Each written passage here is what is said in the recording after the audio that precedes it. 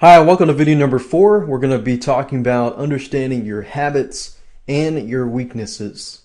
If you understand your weaknesses, which usually fall into your bad habits, then you'll be able to focus on either resolving them or even strengthening them.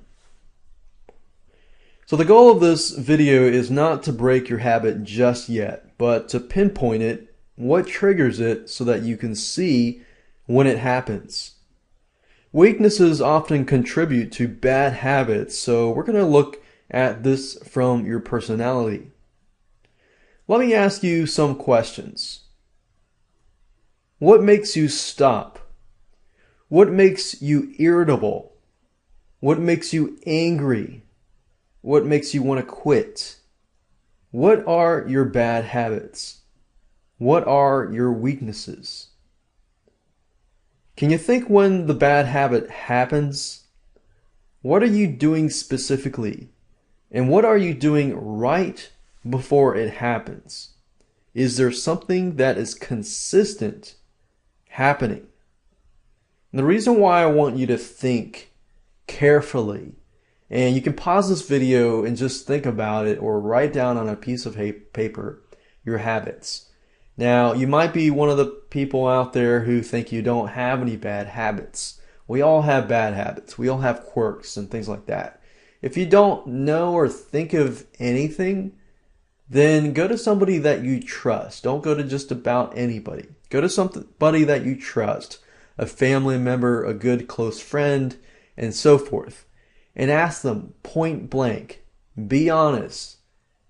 What are my habits? What are my weaknesses? And just let them blurt it out and write it down on a piece of paper. And we're going to dig a little deeper in the future.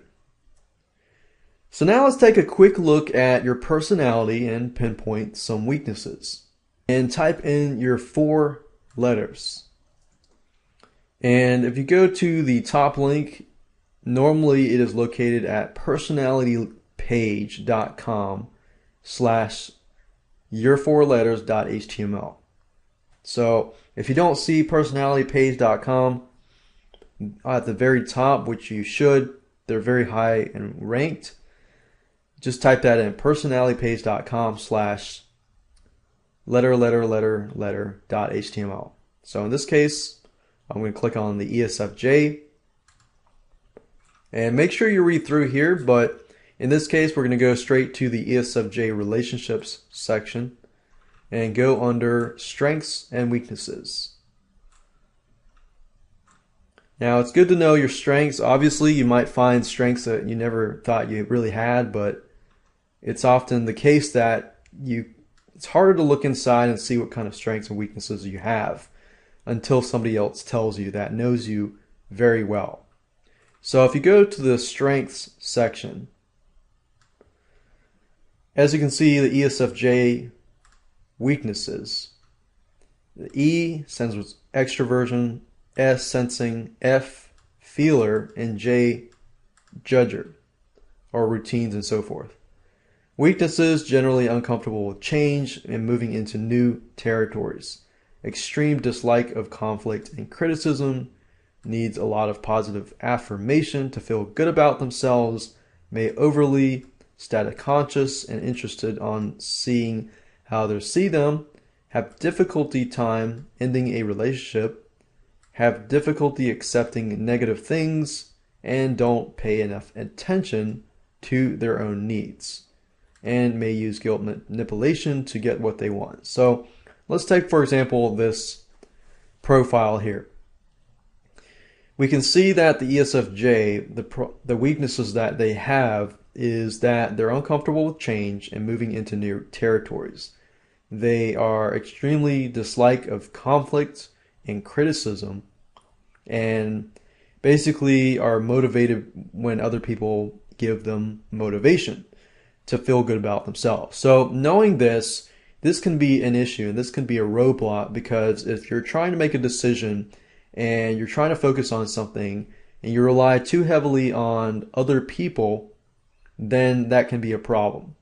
Because when you try to give yourself accountability to yourself, to be self-motivated, self-accountable, then if you're too accountable to other people, then you can eventually fail, because there will be times in the decision-making process and trying to get something done that it's only you and you alone that needs to push forward. So knowing that kind of weakness, I could even work on that weakness, and whatever weaknesses that you have, you could be working on that too.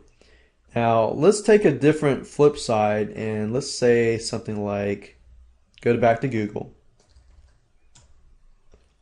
and we're going to say something like something totally opposite, INTP. So if I type that in, you see personality page up here. I'm going to click on that. And this is the thinker, total opposite from the ESFJ. So if I go down here, click on INTP relationships, and you go down to weaknesses, it says weaknesses: not naturally in tune with other feelings, slow to respond to emotional needs, not naturally good at expressing their own feelings and emotions. So right there we can see a communication situation, tends to be suspicious and distrusting of others, which can be a good thing. Not usually good at practical matters such as money management unless their work involves these concerns. They have difficulty leaving bad relationships and tend to blow off conflict situations by ignoring them, or else they blow up in heated anger. So in this case, the INTP, as you can see, they are not threatened by conflict or criticism. So that's quite the opposite of the ESFJ, which is a good thing. They're not threatened by it, but usually at this point, as you can see here, not in tune of other people's feelings and emotions. So if you're dealing with a situation where you're dealing with people and you're an INTP, then you need to be aware of that. If you're aware of that weakness and you're trying to move forward with a project and you're dealing with, let's say, a feeler or some sort of ESFJ, ESFP, ESF something, or ENFJ or anything like that, then you need to be in tune of trying to be communicative to understanding both perspectives.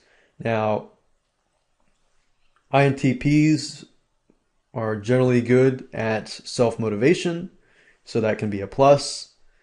So as you can see, very, very opposite, but at the same time, there are weaknesses and downsides as well.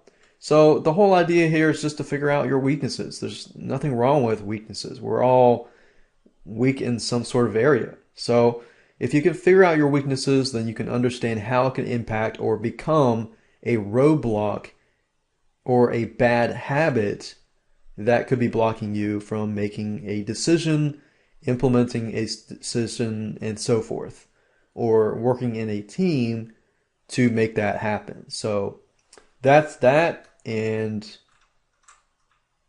make sure you write this down and write out solutions so that you can begin to resolve this.